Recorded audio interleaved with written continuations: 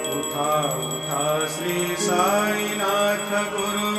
चरण कमल लावा, आधी व्याधी भवताप वारुनी तारा जड जीवा,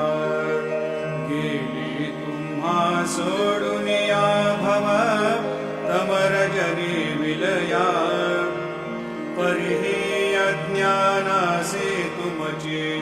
भुलवी योग माया, शक्ती ब्रह्मा यत्किंचितहि तिजला साराया,